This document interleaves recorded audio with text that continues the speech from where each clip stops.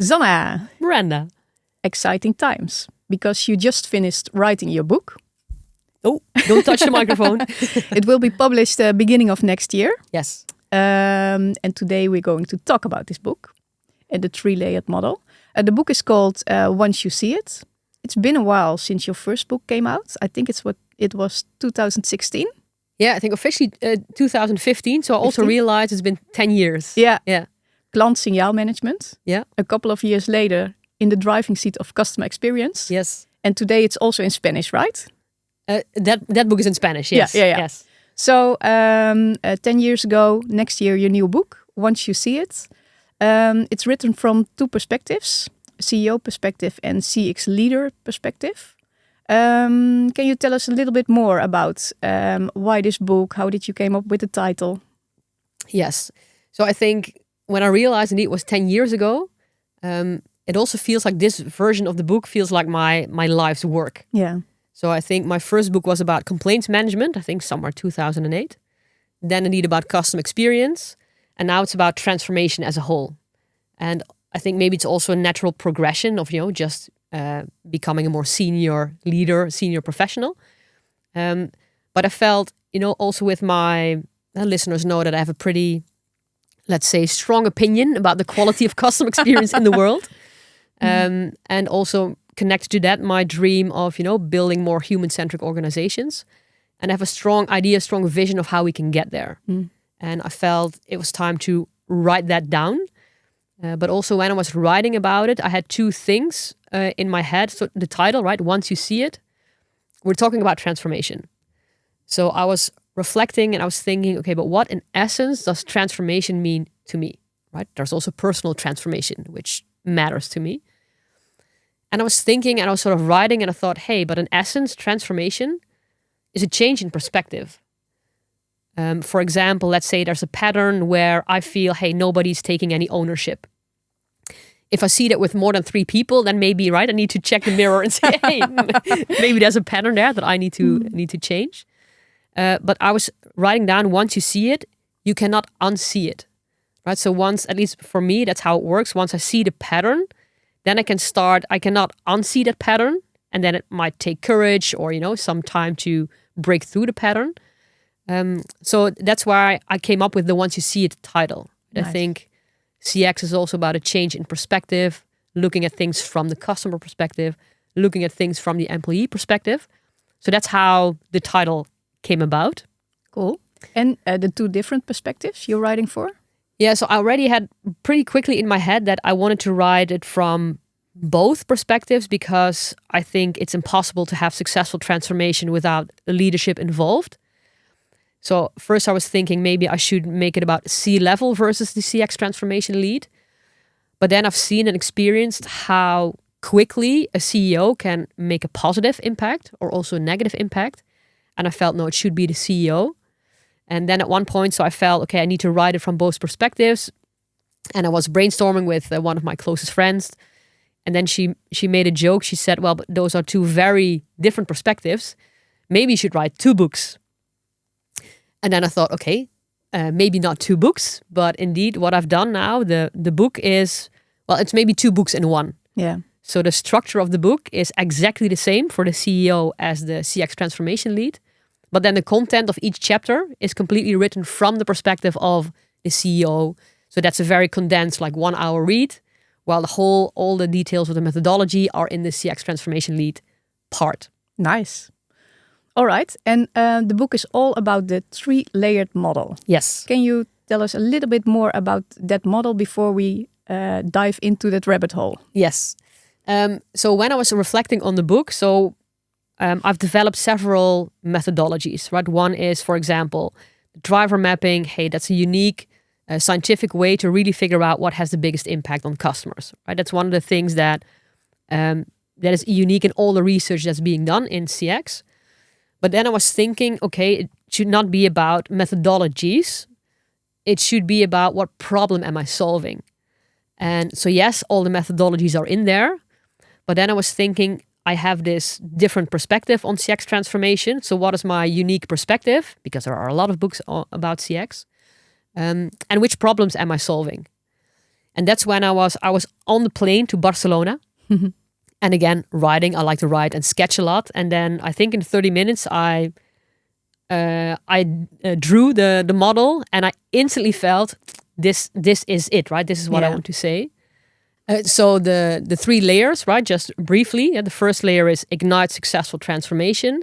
And that igniting, right? That's about energy, and that's about speaking the language. So that's why I felt, yes, that's the perfect way to phrase it, because all the methodologies together will ignite the organization. Yeah. And then it's also about scaling impactful transformation.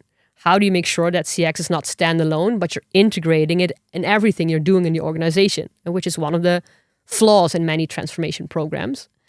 And then finally, it's inspiring meaningful transformation, right? That's where purpose comes in, one of the 3 pillars. That's where behaviors come in and reflection come in. So for me, those 3 together really felt like, hey, this is, let's say, the Zanna vision of human-centric CX transformation. Yeah, all the 25 plus years of experience in one model. Yeah, exactly. Yeah. Nice. All right.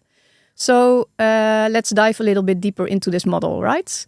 You already said layer 1, ignite successful transformation.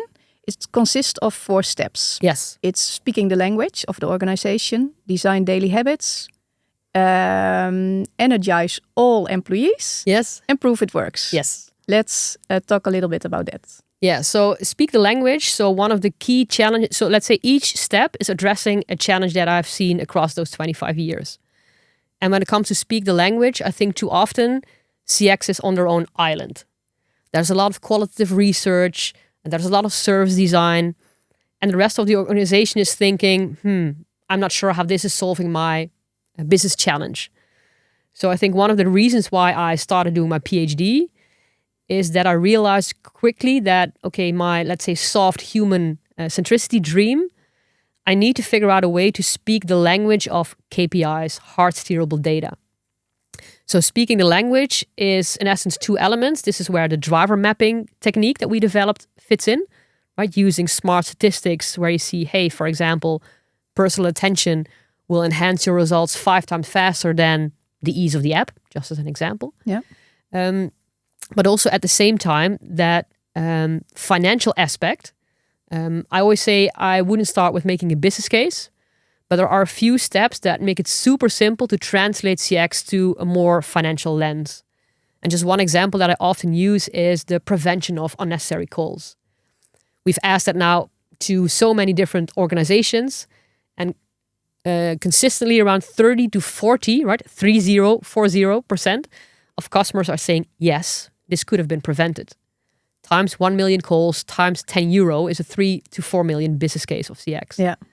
So it's both, right? It's how do you set up research in such a way that you can prioritize, because that is speaking the language, for other departments, not CX. And how can you financialize CX?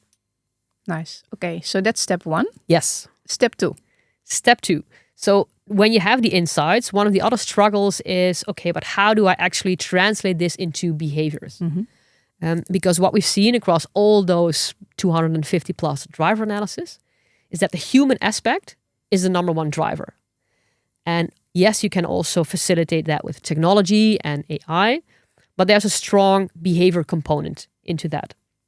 So that's where we say, okay, you found the drivers, or maybe you have new cultural values or brand values, right? You can apply it for that as well. How do you translate that into not only tiny habits, right? We build on the work of BJ Fogg of Tiny Habits, but integrate it in my daily work. And I think those 2 combined, so we look at, okay, which roles are there in the organization? Customer-facing roles, non-customer-facing roles, and for sure also leadership roles, for example. And then let's say that we figured out that personal attention is a key driver. We create a menu of 10 tiny habits that fit their daily work. Yeah. And we talk with a few employees, hey, just give feedback. Is this making sense? Is it energizing you? And then again, I think the same with the speak the language. I think one of the common denominators is we're making it really, really tangible and really practical. Menu of 10 habits, choose one, you can integrate it in your daily work and just start experimenting with it. Yeah. And it's important, right? Because you have this research in speak the language, but you also have to do something with it that's really gets stuck into the DNA instead of maybe 1 month, 2 months, and then we continue our work. Yeah, exactly. Or the research, ends up in a drawer because nobody's making a translation to, okay, how can I execute based on the insights? Yeah. Exactly. All right. So we have these tiny habit menus. They are strongly connected also to the next step, inspire of energize all employees. Yeah. Yeah. So one thing is to create the menus, but of course the goal is to then make sure that a lot of employees feel excited to actually do something with them. Yeah. So it's not mandatory. For sure, it's not mandatory, it's voluntary, but also the menus can be still, sort of a silent, nice poster somewhere. If you don't add step 3, right? Energizing people. And this is also connected. So we're building on BJ Fogg's Tiny Habits, but we're also building on behavioral science. And behavioral science is saying that at least 10% of all employees of a group needs to be involved to start making some impact.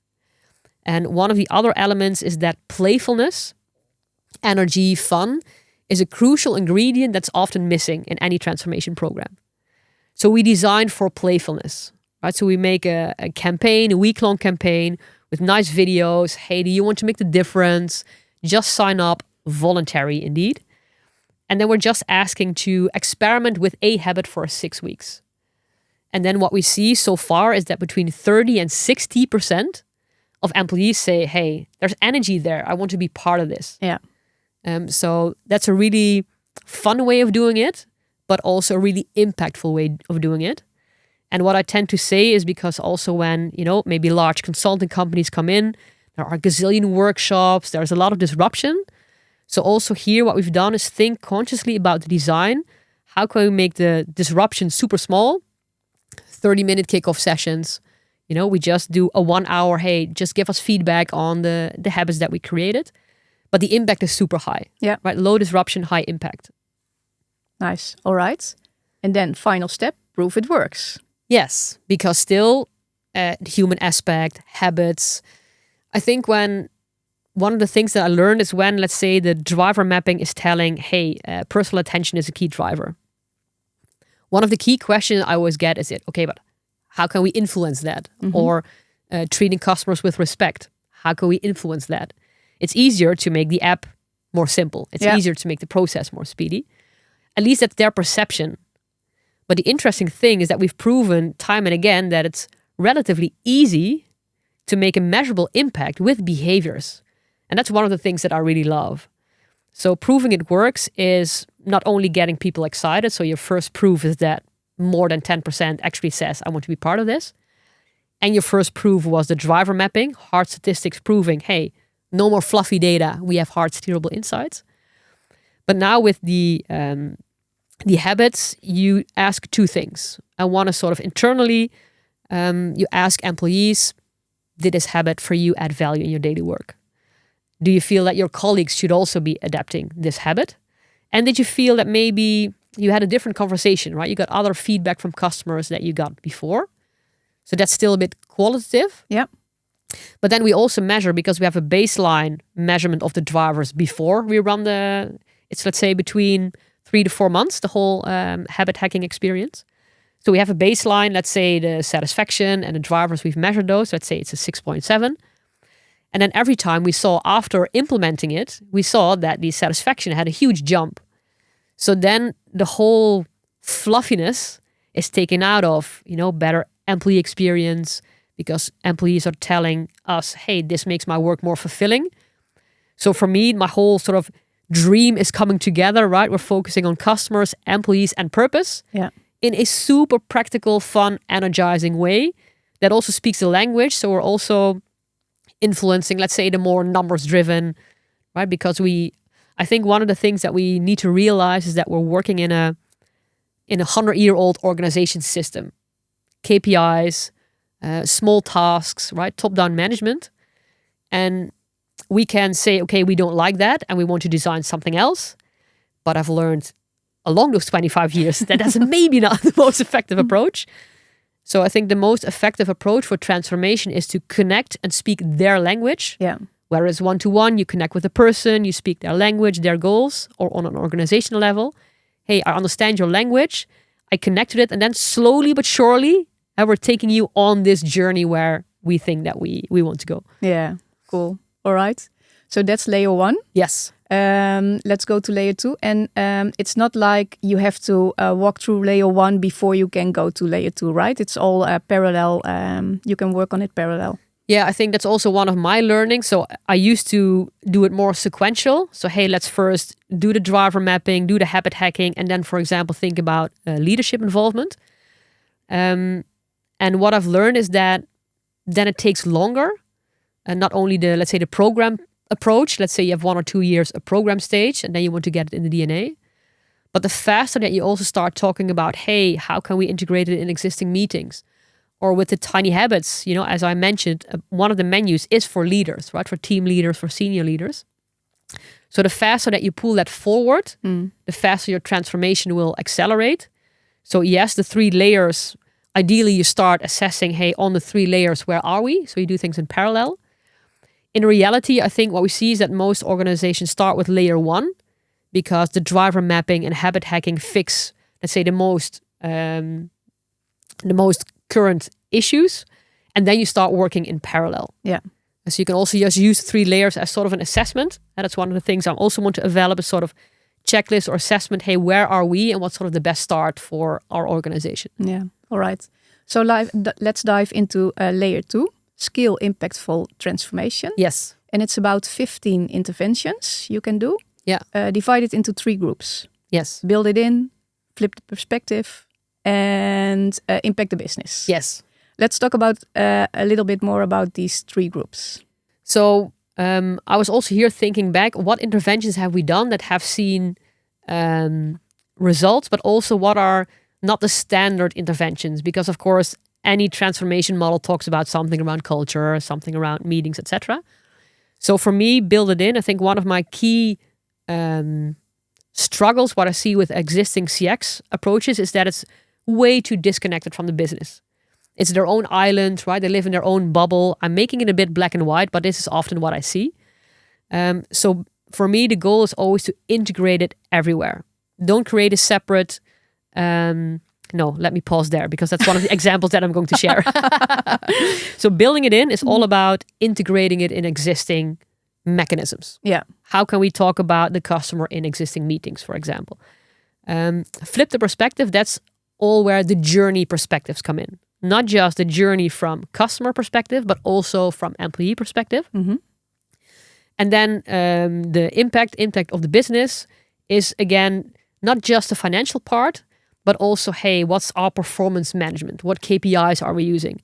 And when we, for example, set up a new team, do we just give them a revenue target? Or do we give them a balanced target? Okay, yes, revenue, but also make sure that there's not too much churn. Just as an example, right? To really balance out the steering, actually, of the organization. Yeah, all right. So these 15 behaviors are in these 3 groups. Maybe you can share 1 or 2 as an example. Yeah, so I was about to start explaining the first one. So I need 2. So the first one is don't create a CX team. Yes, a bit controversial for a reason. And activate leadership. So don't create a CX team is not as black and white, of course, as I'm mentioning it, but I see too many organizations creating too large CX teams. And it becomes standalone from the business. Mm-hmm. So I've seen CX teams of 3. I've seen CX teams of 60 people where I thought, what? Who are part of these 60 people? But then it's not so much about the number of people, but why you are designing it like that. So in the 60 example, there were also a lot of researchers, UX designers. So it makes sense, but I wouldn't then give that all the label CX. Because also before there was CX, there was a research department, right? There was a call center. So I'm really a fan of integrating it in everything. So with don't build a CX team, I mean, as I mentioned, you have, let's say the first 1 or 2 years, you might have sort of a program approach. And we have really worked successfully with a team of 3. Yeah. Let's say more senior stakeholder, right? Director level person, and a senior, let's say, customer experience expert, and a more program management, PMO role. And then smaller teams in, let's say, if you have more countries, a smaller team in each country. So a small team of 3 really works in the ignition phase, the first 1 or 2 years. And then I think where I've seen it be implemented most successfully is indeed in an organization that didn't have a CX team, but also didn't create one afterwards. So I think the beauty, you can have both, right? If you have a CX team, the advice is make sure you connect it to the business more.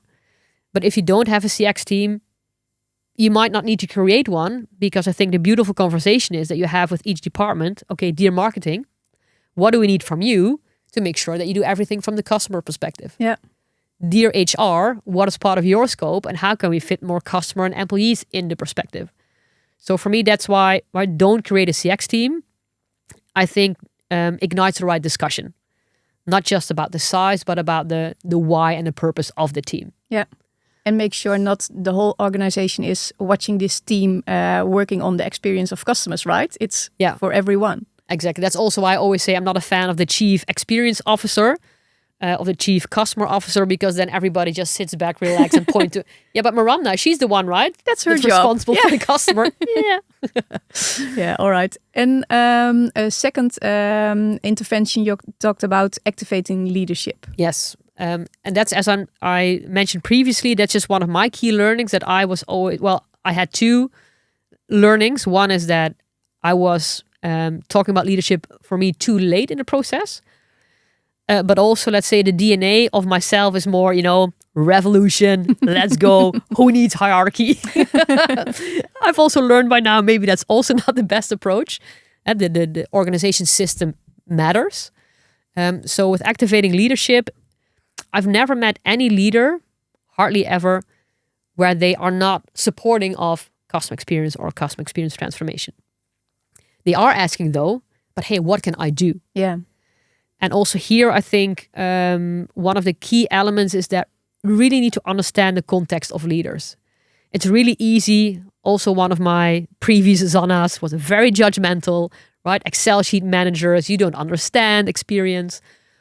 But if you've been brought up in a system that's constantly pushing you on short-term KPIs, then I think it's really important to understand the context and discuss together, okay, if these are your goals, because they are not CX goals, right? I have maybe more revenue to create, or my time to market needs to enhance, or in a government context, I want to enhance the trust with, civilians.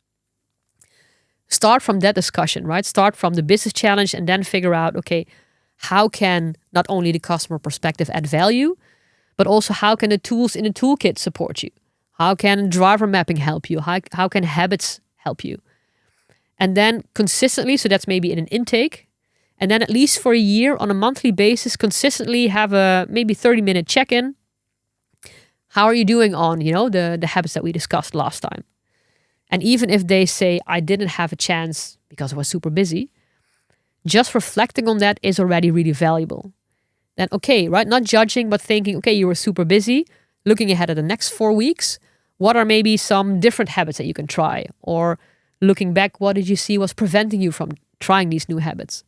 So I really think having a conversation together about what customer centricity really means for me as a leader of a specific department, I think you cannot start, let's say, soon enough. Yeah. So they really know, okay, but this is what I can do. Maybe just even make, a one-pager with 10 habits for them specifically that they can just experiment with. Yeah. And you feel this energy in the whole organization, right? I see my manager is working on that. His manager is working on that. So. Yeah, exactly. Yeah. So also one of the things that you can do in those, and this is a side note, but one of my brainwaves when it comes to AI is I'm also thinking about how can we use AI to accelerate the transformation. And one of the things that I'm now reflecting on, because often when you start and you do an assessment, it's often the classic, McKinsey does interviews. But I've always felt, not sure if they really have the biggest impact.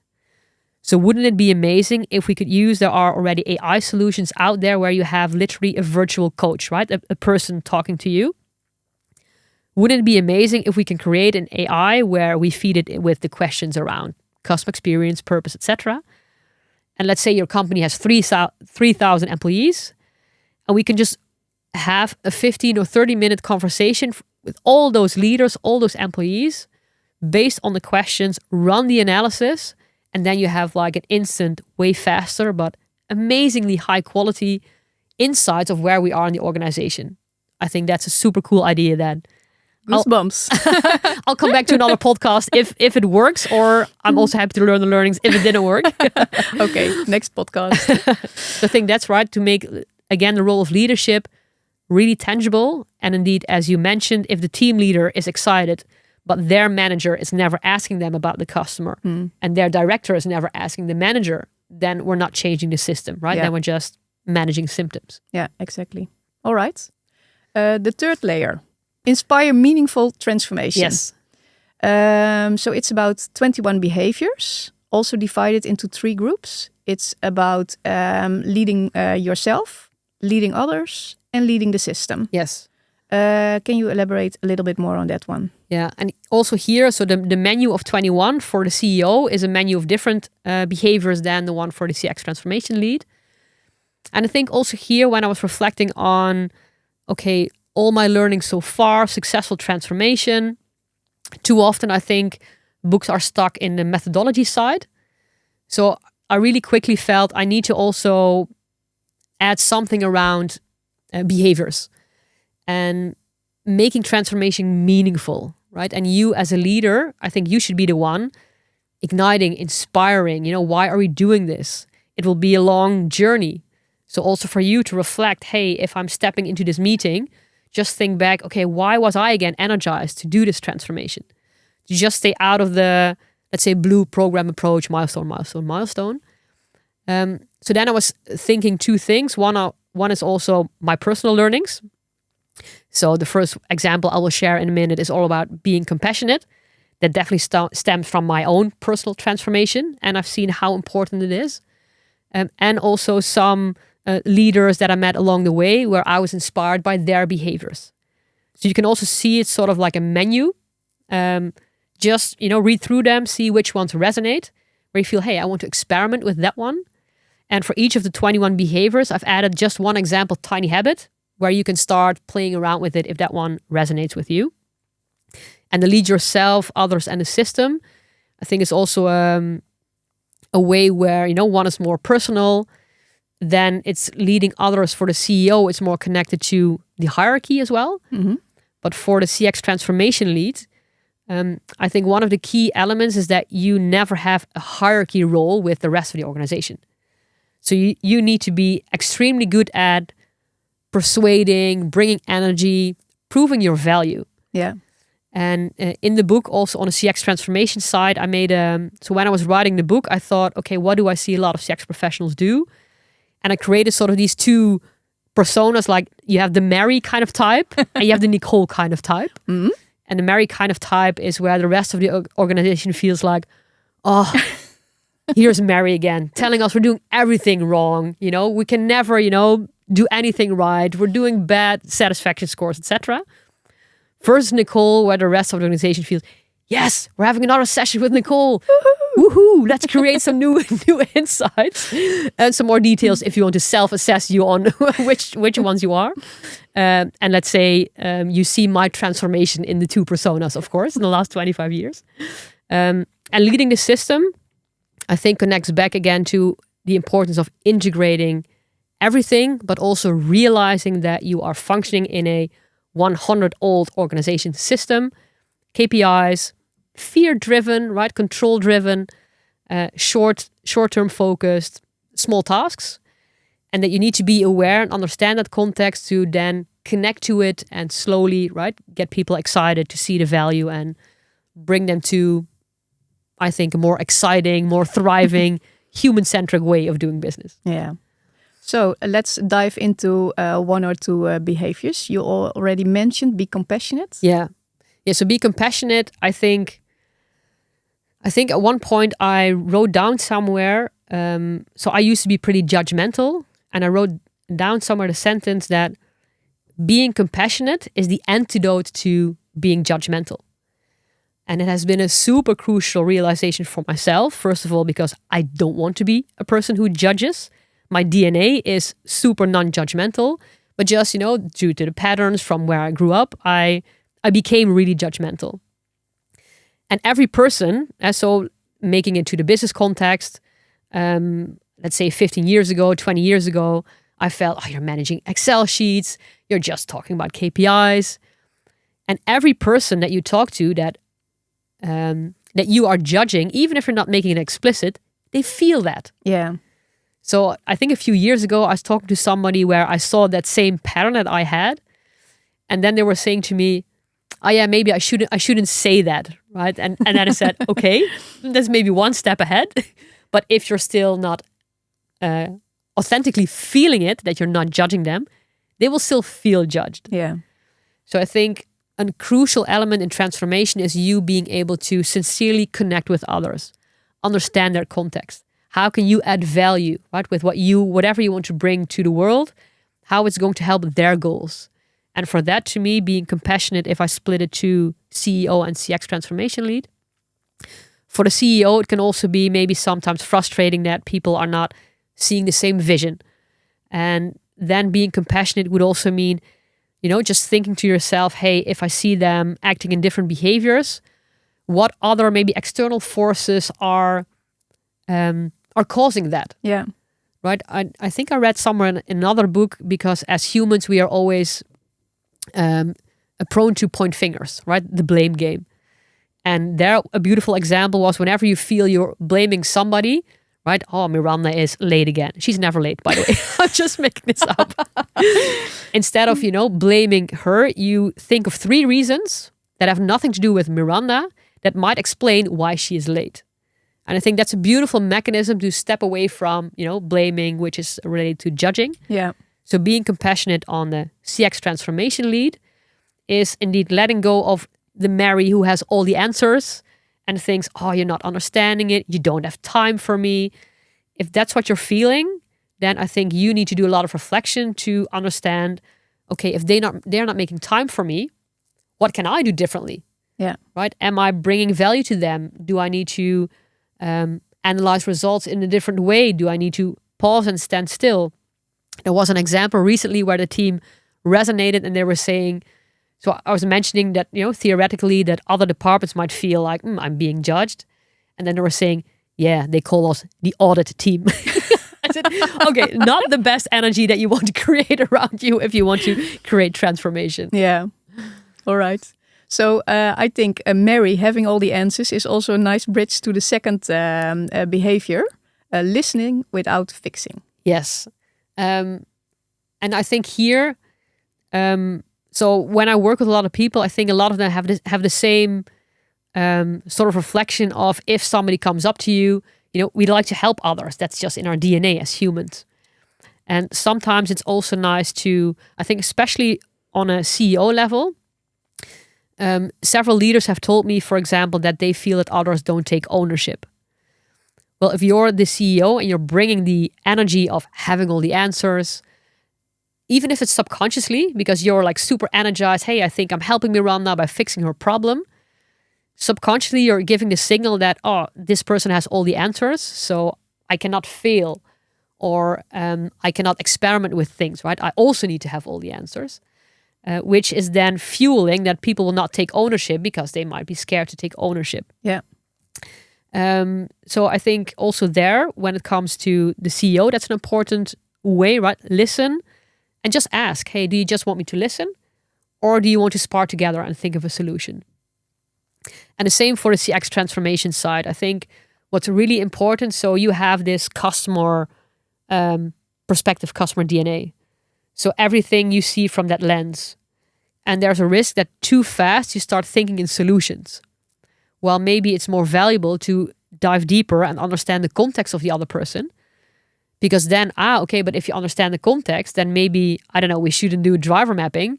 Maybe we should look at the journeys of employees, because that's more part of the problem that we need to fix. Yeah. And so also here, sit back. I think one of the key personal transformations, and I think that's also in line with from junior, young professional to more senior, is when you're starting out, you're so convinced that not only you have the answer, but also you're so excited about those beautiful insights and you want to make a better world for customers. So it's never about the intention, right? The intention is almost always positive. Yeah. But to be effective, right, I think the transformation that you need to make is to understand that when you just start out, 80% of what you're doing is bringing content. And along the way, you need to flip that around, and 20% should be content and 80% should be connecting, listening, feeling what's going on, right? More let's say the human aspect despite of the content. Yeah, nice. Nice examples. Thank you for sharing. My pleasure. So when the listeners hear this podcast and they think, whoa, I need to know everything about this model, how do I get this book? So we just, so there are a few options, but we've just created a pre-order page, which at the end of this podcast, you'll have a nice QR code. But the link is zannavandera.com/once you see it. And we'll have some nice additional goodies for pre-ordering. And also what I'm doing now with a few people in my network is I'm sharing, I like this experiment. So I'm sharing with them a question, hey, would you like a sneak preview? And then I'm saying, okay, you have a choice. Do you want the CEO part of the book or do you want the CX transformation lead part of the book? And I always love it when because 9 out of 10 times they will choose their own right part. But I love it when some of them say, hey, like a CX transformation leader, I want the CEO part because I need to understand better their perspective, right? Nice. So yeah, I think that's a nice question. But pre-order for sure. In January it comes out officially. So then you can get the full, I think, maybe 250, 300 pages of my life's work in your hands. All right. Before we wrap it up, anything else to share? Yeah, the only thing that just popped in my head, I'm not sure if we mentioned it already, is that one of the chapters in between, so the two parts is the CEO part and the CX transformation lead part. And in between, because not only AI is a really important topic right now, but maybe more importantly, because there's a lot of hype and nonsense going on around AI, I felt the need to add a chapter, a special around AI and how it can fuel human centricity. So I'm a super positive believer in AI, that it can enhance human flourishing a lot, right? If we really move away all the repetitive, mind-numbing tasks, we can have a way more purpose-driven society. Nurses can, help patients. Teachers can teach students. Parents have more time with their kids. Yes, that's my utopia. So I felt the need to demystify all the blah blah right now around AI, and to also give you some guidance on, hey, if you're a CEO and your board is pushing for AI, I think it's like 20-minute read to just set the scene. Okay, common sense helps. Which problems are they solving? And how do you make sure you're not just designing for efficiency, but you're really combining efficiency and the experience of customers and employees? Yeah, nice addition. Thank you. Thank you. All right. See you next time. See you next time.